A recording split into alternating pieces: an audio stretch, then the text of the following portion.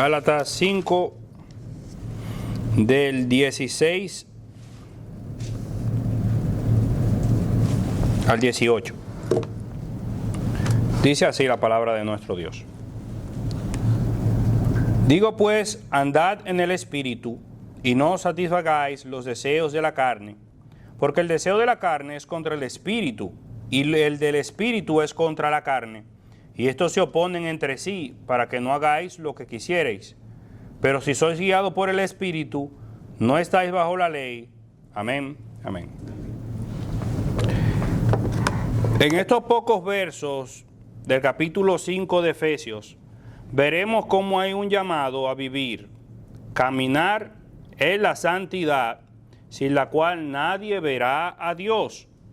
Nos adentraremos en cómo el hombre o mujer que ha sido llamado al camino angosto y cómo Dios ha obrado en su pueblo, justificándolos por la cruz, y que estos, una vez en la familia de Dios, son llamados a una novedad de vida, una vida nueva, vida que es posible por el poder dado por el Consolador, el Espíritu Santo, para aquellos que han entrado a través de Cristo en un nuevo pacto de vida para con Dios. Esta cosa veremos con la ayuda de Dios. Amén. Oremos brevemente. Señor, te agradecemos por tu palabra y porque a pesar de que estos versículos son breves, tienen una enseñanza sumamente vasta y necesaria para que nosotros podamos vivir una vida agradable a ti. Y nos dicen quién tú eres, lo que nosotros somos y lo que Cristo y el Espíritu Santo han hecho en nuestro favor. Mira, Padre, que te pedimos tu bendición en el nombre de Jesús. Amén. El camino ancho y el angosto.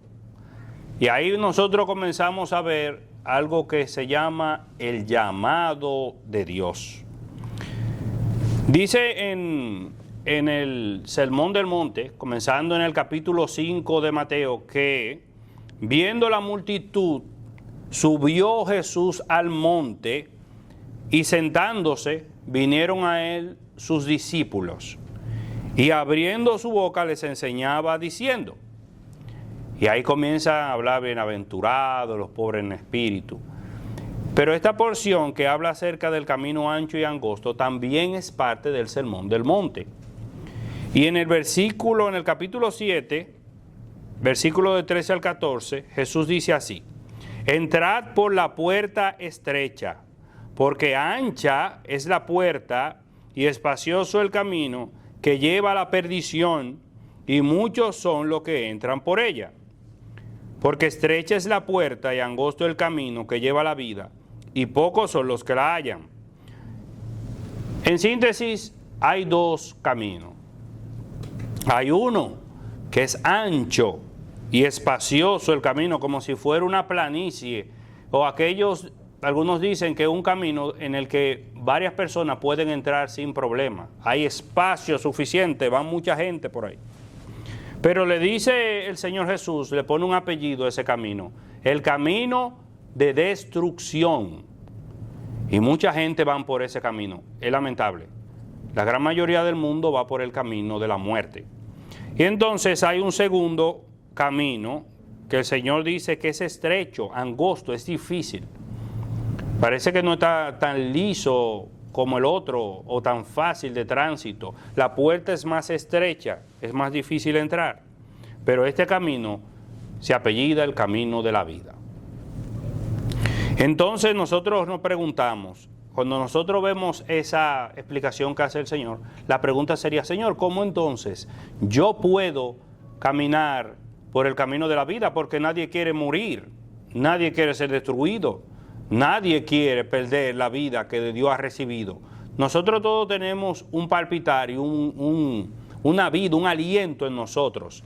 Y nosotros queremos que cuando nuestros ojos se cierren, nosotros seguir viviendo.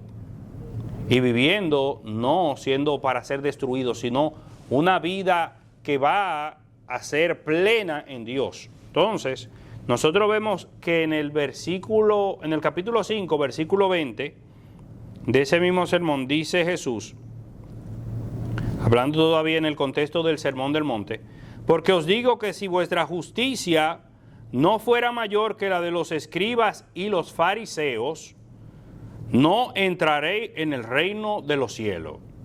Entonces aquí nosotros hablamos acerca de una justicia. Y dice él que estos escribas y fariseos que guardaban la ley y la tradición de los ancianos tenían una justicia, pero Jesús dice, si ustedes, la justicia de ustedes no es mayor que la de ellos, ustedes no van a entrar al camino de la vida, no van a transitar por ahí. Entonces, la pregunta nuestra es, si esa gente no pudieron, ¿cuál justicia es necesaria para que nosotros sí podamos transitar y caminar en el camino de la vida? Bueno, Romanos capítulo 5, versículo 1 nos da la respuesta. Justificados pues por la fe, tenemos paz para con Dios por medio de nuestro Señor Jesucristo. La justificación nuestra es mayor que la de los escribas y los fariseos. Y gloria a Dios que es así, porque ¿quién de nosotros podrá recordar todo el Antiguo Testamento memorizado como se lo memorizaban esa gente? Porque ellos hacían muchas obras aparentes, pero no había un cambio real dentro del corazón. La justicia que nosotros necesitamos es la del Hijo de Dios. ¿Por qué? Porque Él vivió y agradó al Padre en todo. Vivió bajo la ley y cumplió todo el mandato que nosotros ni los israelitas en el Antiguo Testamento pudieron cumplir. Él es el Cordero de Dios que quita el pecado del mundo. Entonces, la obra del Espíritu Santo tiene el propósito de hacernos entender que nosotros somos, dice en palabras del Señor Jesús, el Espíritu Santo, el Consolador, vendría y convencería al mundo de pecado, justicia y juicio. De pecado por cuanto no creen en el Señor Jesucristo. No hay fe, no hay confianza. Entonces hay un problema con eso. Cuando el hombre no cree ni confía en Dios, ¿qué hace? Le da la espalda y camina según sus propios designios. Tú no me vas a decir a mí lo que yo tengo que hacer. Entonces viene ahí una realidad cuando se encuentra con Dios y que el Espíritu Santo comienza a obrar en ti, de que el hombre se apercibe de que anda en pecado. Y dice de justicia porque el Señor Jesús volvería al Padre. Sería justificado por cuanto Él es sin pecado, sin culpa. Entonces, Él, por cuanto se entregó por nosotros, recibiría una gloria que es un nombre sobre todos los nombres. Bajó primero, se hizo como nosotros para luego ser exaltado hasta lo sumo. Y juicio porque el rey, el príncipe de este mundo, ha de ser juzgado. Entonces, hay un juicio que viene para todos los que siguen caminando por ahí. Entonces, tenemos una realidad que el Espíritu Santo de Dios viene y nos hace entender a nosotros, tú eres un pecador, el Señor Jesucristo es la salud, la medicina a la situación del pecado y habrá un juicio por el causa del pecado. Entonces, al hombre creer y confiar en el Señor Jesucristo, entonces su justicia le es imputada, lo cubre. Entonces ya aquí no solamente tenemos la realidad de un llamado, cuando el Señor dice claramente en ese versículo en Mateo, entrar por la puerta, un llamado, está diciendo para que nadie diga, no, pero a mí Dios nunca me llamó. No, claramente el Señor decía, entrar por la puerta estrecha. Y entonces aquí vemos la realidad de la justificación. Una vez, ¿cómo yo puedo entrar? Si teniendo fe, creyendo en la justicia del Señor Jesucristo, en su sacrificio por mis pecados. Entonces aquí tenemos algo que va haciendo el Espíritu Santo, que nos va despertando, haciéndonos el llamado de Dios, un llamamiento eficaz para que el hombre abra sus ojos y vea. Y que confíe no en sus propias obras, sino en las obras de Jesucristo.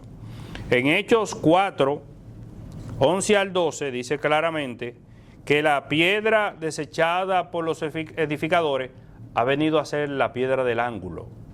Y en ningún otro hay salvación, porque no hay otro nombre bajo el cielo dado a los hombres en el que podamos ser salvos.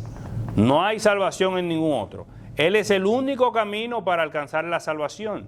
Y cuando el hombre viene y es llamado por el poder del Espíritu Santo, lo encamina, lo encausa en esa dirección para que entonces encuentre la vida. Es la salvación y la justificación del hombre. Ahora, en nuestros días nosotros tenemos varios líderes religiosos, como eso se escribe los fariseos, pero de otras ramas, que siguen poniendo en duda y trayendo tinieblas en cuanto a la verdad. Dice un sacerdote ortodoxo llamado Josiah Trenham que la doctrina de la justificación por la fe solo es una innovación del siglo XVI, no fue enseñada por la iglesia antigua. Y también dice el apologista ortodoxo J. Dyer, que ha resumido su crítica de esta manera: la idea protestante de la justificación imputada, o que la justicia de Cristo le es aplicada al creyente, separada de la transformación del creyente, es una ficción legal que la iglesia nunca enseñó. Estas personas dicen que esa doctrina de la imputación de la justicia de Cristo es algo novedoso, que realmente no estaba al principio en la iglesia. Pero lo que nosotros vemos, según el testimonio de las Escrituras, es totalmente diferente de lo que ellos dicen. Dice la palabra de Dios: digo pues, andad en el Espíritu y no satisfagáis los deseos de la carne. Aquí nosotros vamos a hablar de algo que se llama la santificación. Estas personas dicen, estos sacerdotes de la Iglesia Católica Ortodoxa, que nosotros los protestantes, los evangélicos, decimos no, que tú eres salvo por la fe y sin necesidad, no importa lo que tú hagas, ya tú eres salvo. Eso es lo que ellos creen que uno... Pero eso es una posición deshonesta, porque toda persona que con toda honestidad haya estudiado las postulaciones de la teología reformada, comprende que hay una justificación por la fe, pero hay una santificación que le sigue. O sea, una persona, nosotros somos salvos por la fe para buenas obras. Y estas personas entonces argumentan, no, porque ustedes están predicando una salvación sin obra. Eso es lo que se llama una trampa deshonesta. Y de una persona que o es ignorante de la teología bíblica o tiene malas intenciones. Entonces vamos a hablar acerca de la santidad. Y le hablaba la semana pasada que justamente en esa dirección es que está yendo Pablo. Luego de que habló acerca en los primeros capítulos del mensaje del Evangelio, de que él fue llamado como un heraldo para las naciones, que habían hermanos encubiertos, más bien falsos hermanos, que trataban de corromper la verdad del Evangelio y que arrastraron a hombre verdadero. Y que Pablo dice claramente, miren, por la fe, hermano, por la fe en el Señor Jesucristo somos justificados, no por las obras de la ley. No es nada que nosotros hayamos hecho, sino que lo que hizo Jesús ya por nosotros. No es que tú tienes que hacer esto y aquello, sino que Cristo hizo esto y aquello en nuestro lugar y no ha sido imputada esa justicia. Nosotros hemos sido vestidos de la justicia del Señor. Ahora, Él va a decir aquí, y esto es importante, que hemos sido vestidos para caminar en una nueva manera de vivir, en una nueva obediencia. Y aquí es que está lo glorioso de las Escrituras, de que no podemos decir, oh no, tú crees en el Señor Jesucristo y tú eres salvo, y ya, vive como tú quieres en tu vida. No, tenemos hablando de eso desde hace mucho tiempo. Hemos sido salvados, somos libres de vivir ahora conforme a la voluntad de Dios por el poder del Espíritu. Entonces, digo pues, andad en el Espíritu y no satisfagáis los deseos de la carne. Caminen, anden, vivan, progrese. Hay una palabra en latín que es la palabra ambulate, que quiere decir, viene de la Biblia de Jerónimo, la Vulgata latina. esa palabra andad quiere decir no solamente vivir, sino que va caminando progresivamente, va moviéndose de un lugar a otro. No es solamente un acto de una palabra que podemos decir, no vive, sino camina, vive, muévete. ¿En qué? En el espíritu. Y no satisfagáis los deseos de la carne. La palabra implica una vida para Dios, agradándole y siendo un utensilio para su gloria, que es el fin principal del hombre. Que glorifiquemos a Dios y vivamos de una manera en que Él sea exaltado en todo lo que nosotros hacemos. Entonces, en 1 Corintios 10:31 dice que ya sea que nosotros comamos, bebamos, hagamos cualquier cosa, debemos hacerlo todo para la gloria de Dios. Cuando nosotros buscamos hacer todas las cosas para la gloria de Dios, está sucediendo algo que se llama la santificación. El hombre está recibiendo poder del Espíritu Santo que mora en nosotros para la nueva vida, para la manera de pensar, la manera de hablar, la manera de trabajar, la manera de tener comunión unos con otros es distinta porque viene un poder del Espíritu Santo de Dios para hacernos nosotros vivir de esa manera. Jesús decía, santifícalos en tu verdad, tu palabra es verdad. Martin Lloyd Jones, hablando de eso, en uno de sus libros, La vida en el Espíritu, dice claramente que allí se encuentra el quid del asunto. Porque alguien podría decir, ¿y cómo yo entonces voy a ser ahora impulsado, dirigido por el Espíritu Santo a vivir una vida de santidad? Jesús lo dice. La santidad, ¿cómo lo logramos? Santifícalo en tu verdad, tu palabra es verdad. La palabra de Dios.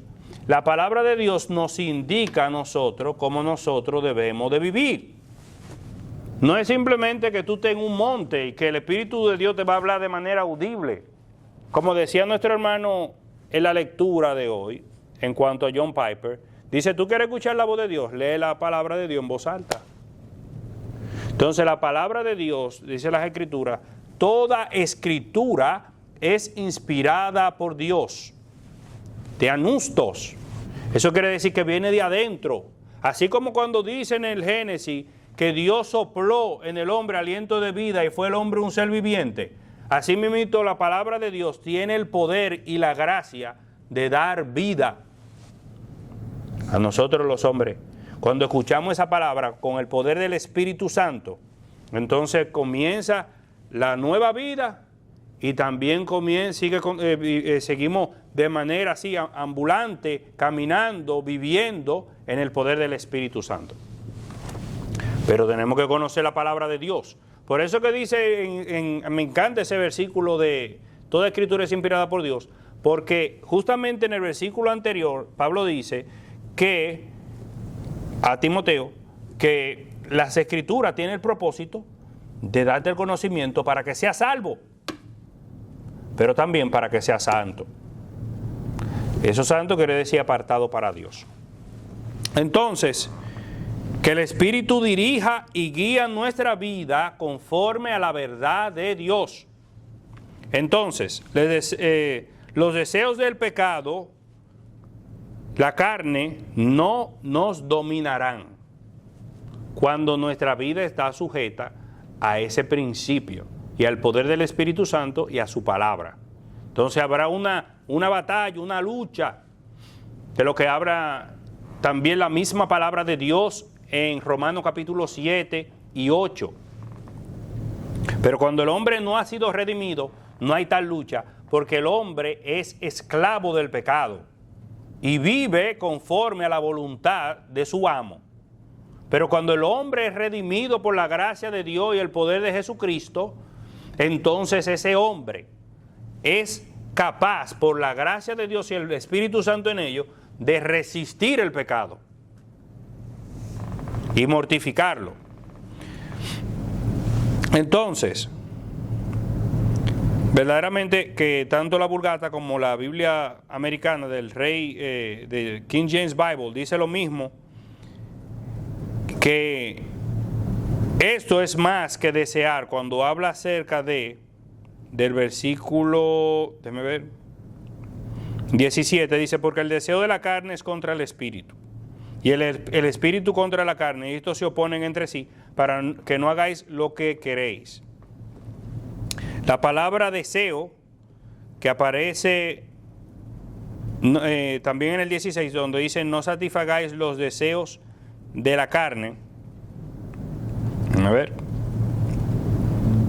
Eso quiere decir no llevar a finalidad. Lo que quiere decir que inmediatamente, y aquí algo que es práctico, cuando viene un deseo pecaminoso dentro de nosotros, viene una tentación, viene cuando le ponen una trampa a un pájaro para que se acerque. Cada uno es tentado cuando de su propia concupiscencia, sus deseos de su corazón, es seducido y atraído. Entonces, el pecado tiene el propósito de llevar ese deseo a su finalidad, de que tú cumpla desobedeciendo a Dios. Por eso aquí te dice claramente en ese versículo que anda en el Espíritu para que tú no satisfagas los deseos de la carne, para que tú no lleves a término la desobediencia. Porque de que nosotros no podemos evitar de que nos lleguen tentaciones es una realidad. Alguien decía, yo no puedo evitar que las aves vuelen sobre mi cabeza, pero sí puedo evitar que hagan un nido. Entonces, de la misma manera sucede con las tentaciones. Si viene una tentación, dice, no ha venido ninguna tentación que no sea humana, pero fiel es Dios que no dejará ser tentado más de lo que podéis resistir, sino que dará juntamente con la tentación la salida para que podáis soportar. Lo que quiere decir, mis hermanos, que Dios nos ha dado en el poder de su Espíritu, en su palabra, las armas necesarias para que nosotros podamos resistir la tentación. Para que podamos resistir. Para que no dejemos que las tentaciones hagan nido sobre nuestra cabeza. Pero si tú te quedas y yo me quedo, considerando y mirando y dando más oído y rienda suelta a nuestra lengua y a nuestros ojos y a nuestra mente, porque hay muchas cosas que vienen a la mente y uno dice, pero ven acá, ¿cómo? ¿Por qué yo me preocupo por algo de lo que yo no tengo control? Señor, ¿por qué? Quizás esa persona está hablando mal de mí y me está haciendo engaño a mis espaldas. Entonces, ¿qué yo puedo hacer? Señor, yo no puedo hacer nada por el corazón de esa persona más que tú. Ayúdame a mí a ser fiel a ti y sea lo que sea que suceda, yo estoy fiel, porque yo estoy firme porque estoy sostenido sobre la roca eterna de salvación. Pero para eso tenemos que inmediatamente llegan esas situaciones, hacer uso de las herramientas dadas por Dios para nosotros poder resistir la batalla. De lo contrario, entonces la tentación llevará a su término completo el pecado y entonces nos apuñalará el mal a nosotros. Entonces, los deseos del pecado, cuando nosotros estamos en el Espíritu, no podrán contra el creyente. No proveáis, los deseos están allí, la concupiscencia. No le eleve, no le dé alimento, no le ponga una escalera para lograr sus objetivos, sino estórbalo, no le dé comida. Porque el deseo de la carne es contra el espíritu y el espíritu es contra la carne y estos se oponen entre sí para que no hagáis lo que deseáis, lo que quisierais. Entonces nosotros aquí vemos dos realidades, una es la carne y otra el espíritu. Entonces hay dos personas, dos directores intentando dirigir el mismo vehículo a la vez. Si uno toma el control, el otro pierde el mando. De igual manera, cuando el espíritu gobierna, la carne pierde terreno. La carne anhela lo contrario a lo que el espíritu desea. Y así el espíritu va en barlovento a los deseos de la carne, en contra El viento viene de frente y el espíritu tiene que seguir el curso en contra del viento. Y así mismo sucede también con la carne. No hay una amistad. Es como lo que dice Pablo en 1 Corintios, que no hay una amistad entre la luz y la tiniebla, entre Dios y el diablo. Son naturalezas distintas. Entonces, la carne ambiciona, se apasiona por lo que es contrario al corazón de Dios.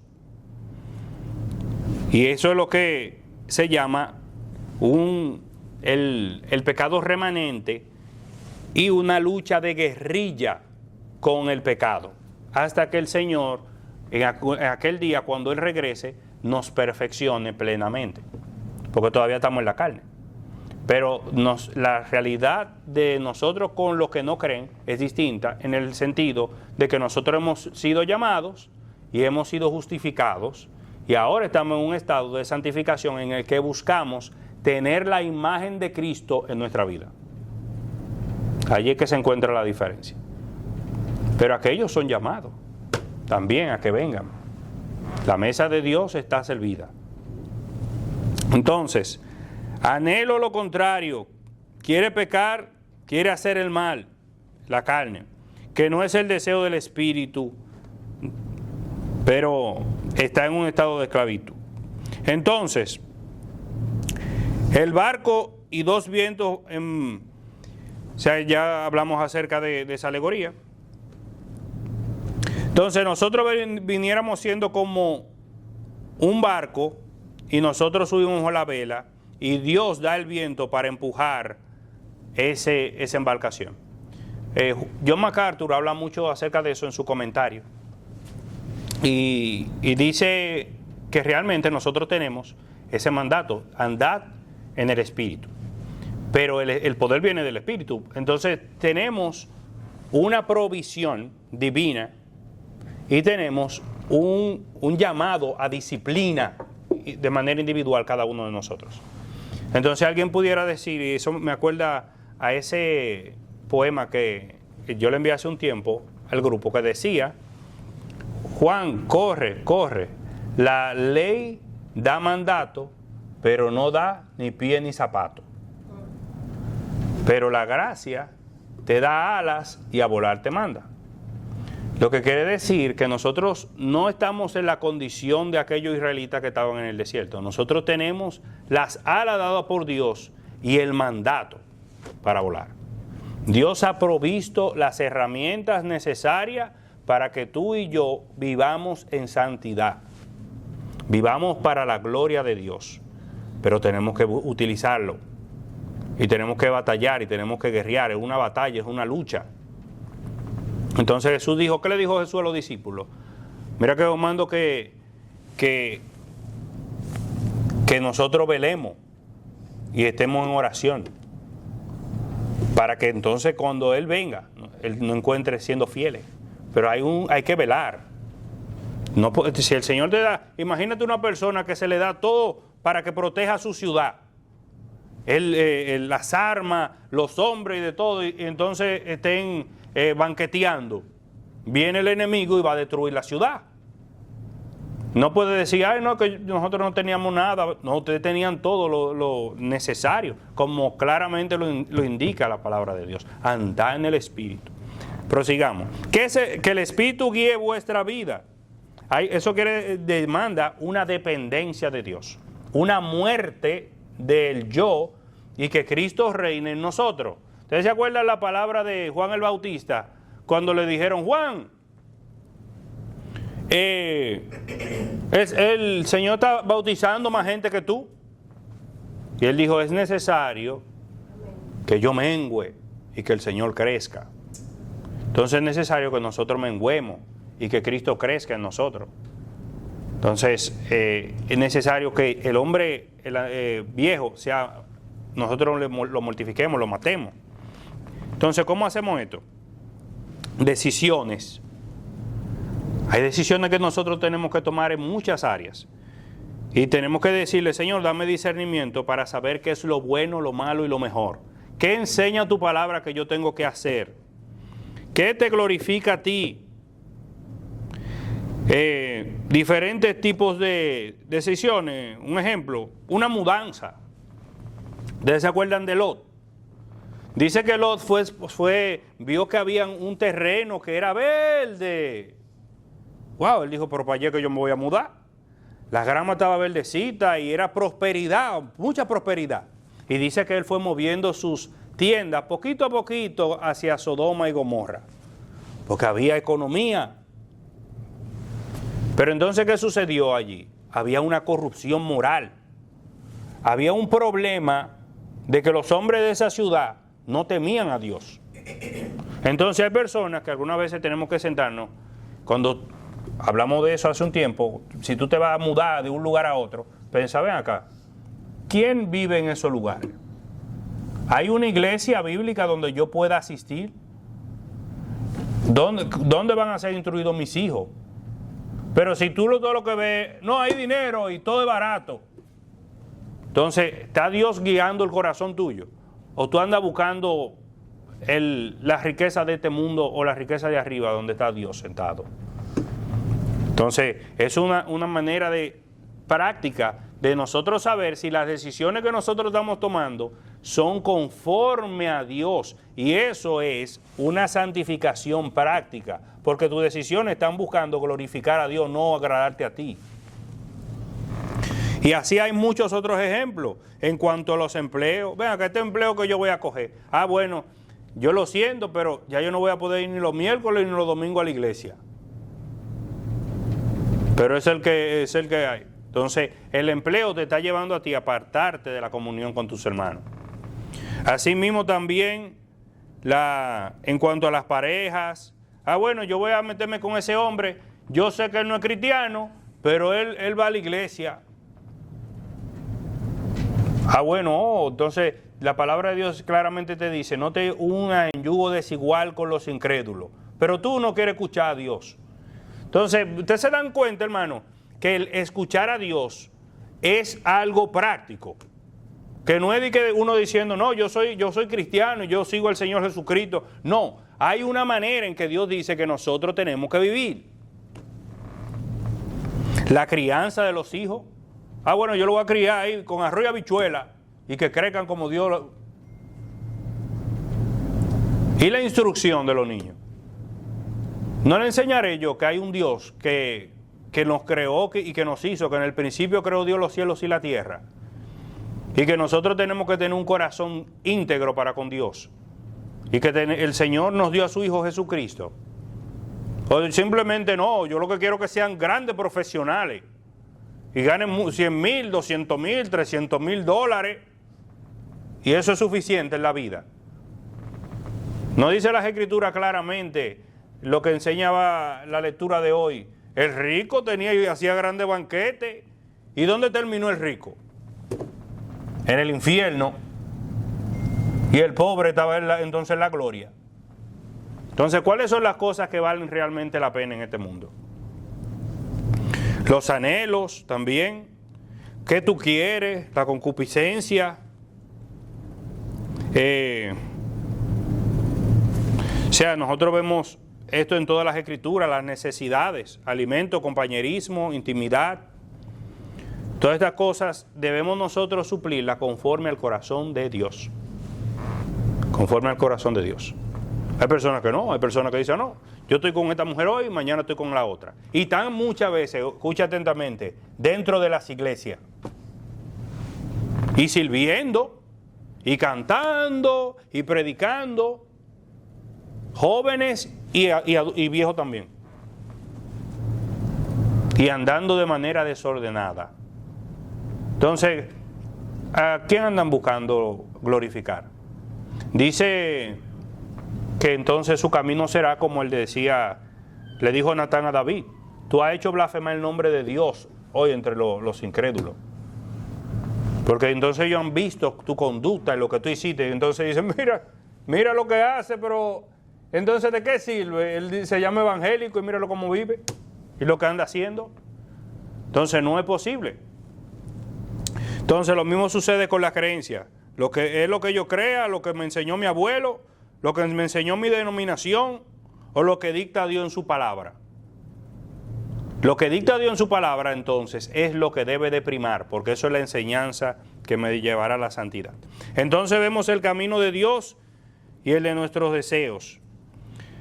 Ok, dice finalmente, porque si vivimos conforme a la carne, moriremos. Mas si por el Espíritu hacéis morir la obra de la carne, viviréis. Porque todos los que son guiados del Espíritu de Dios, estos son hijos de Dios. Entonces, fíjense ahí, claramente enseña las Escrituras, los que son guiados por el Espíritu de Dios, esos son hijos de Dios. Si es el Espíritu de Dios no nos guía, entonces usted es hijo de otra gente, pero de Dios no es. Y esa es la enseñanza que esos curas ortodoxos parece que se taparon los ojos para no verla. Porque eso no es algo que los evangélicos no han enseñado, siempre han enseñado eso. La conducta es un reflejo de la realidad interna, del cambio interno que Dios ha obrado en ti y en mí. Entonces, verdaderamente que hay dos caminos. Verdaderamente que hay dos caminos. Pero si soy guiado por el Espíritu, no estoy bajo la ley. Cuando el Espíritu te dirige, no hay necesidad de la ley de Moisés. ¿Por qué? Porque esa ley era parte del antiguo pacto. ¿Qué tiene el propósito de la ley? Mostrarnos la naturaleza de Dios y dirigirnos a Jesucristo. Es un guardián, pero no podía cambiar el corazón de piedra. Solamente cuando viene el Espíritu Santo de la promesa, cuando nosotros creemos en Jesucristo, el corazón de piedra se vuelve un corazón de carne. De la imagen a la presencia misma de Dios, que llama, justifica y santifica a su pueblo. Mas el Consolador, el Espíritu Santo, a quien el Padre enviará en mi nombre, Él os enseñará todas las cosas y os recordará todo lo que he dicho y dará testimonio de mí. Él mostrará, la persona llena del Espíritu Santo conocerá, Dios le permitirá retener su palabra para ponerla en obra y será lleno de la enseñanza del Señor Jesús. Entonces, el Espíritu Santo como consolador,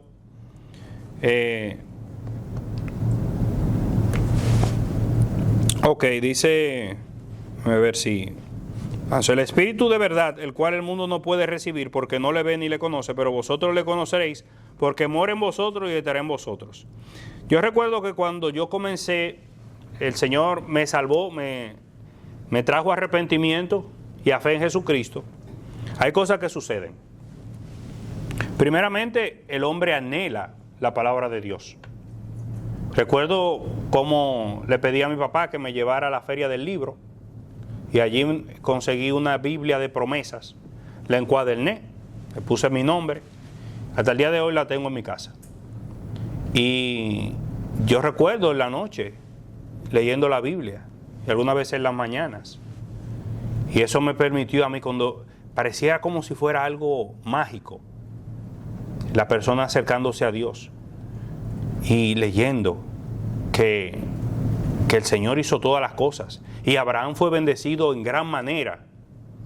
Y viendo cuando dice en Juan capítulo 1 versículo 1 que en el principio era el verbo y el verbo era con Dios y el verbo era Dios, y todas estas cosas que parecieran ser como si fueran un rompecabezas para el que no cree, inmediatamente una persona cree, sus ojos son abiertos y ve con claridad y entiende, no todas las cosas, pero la gran mayoría. ¿Y qué sucedió después que compré esa Biblia? Pues entonces también me pregunté, ¿y debo de congregarme? Y me dijo un pastor metodista que era maestro mío de historia, sí, claro que sí, usted se tiene que congregar. Entonces, el tiempo pasó, pasaron unos cuantos meses, pero busqué una iglesia en que congregarme. Y el tiempo pasó y entonces también me pregunté, ¿debo de bautizarme? Sí, la palabra dice que el que cree que se bautice. Dé testimonio a los hombres de que usted ha sido cambiado. Y entonces va y se bautiza. Entonces, ¿qué estamos viendo? Hombres y mujeres que entonces van caminando, buscando obedecer a Dios los mandatos del Señor. No porque nadie esté detrás de ti con un palo diciéndote que tú tienes que hacerlo, sino porque tú quieres agradar a Dios, porque hay una nueva vida. Entonces, hay dos caminos, un llamado, uno de un llamado donde el Señor dice claramente que todo el que invoque el nombre del Señor Jesús será salvo. Y también aquel justifica cuando dice que cree en el Señor Jesucristo y será salvo tú y toda tu casa. Pero hay un camino de santidad que dice claramente que hemos sido comprados con precio. Glorificad pues a Dios en vuestro cuerpo y en vuestro espíritu, los cuales son de Dios.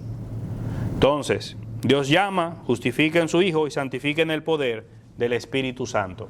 Nosotros debemos, una vez haber respondido ese llamado por la gracia de Dios y habiendo sido justificados por Cristo Jesús, nosotros también, por el poder del Espíritu Santo, debemos vivir una vida que sea agradable a Dios. Amén. Entonces vamos a orar para que el Señor nos siga guardando. Señor, te damos gracias por tu palabra y te pedimos, oh Señor, que tú realmente nos permita ver la belleza que en ti se encuentra, de que tú cambias al hombre, tú lo llamas, tú lo justificas en tu Hijo Jesús y le guía en el poder de tu Espíritu Santo a una nueva vida, a una nueva obediencia.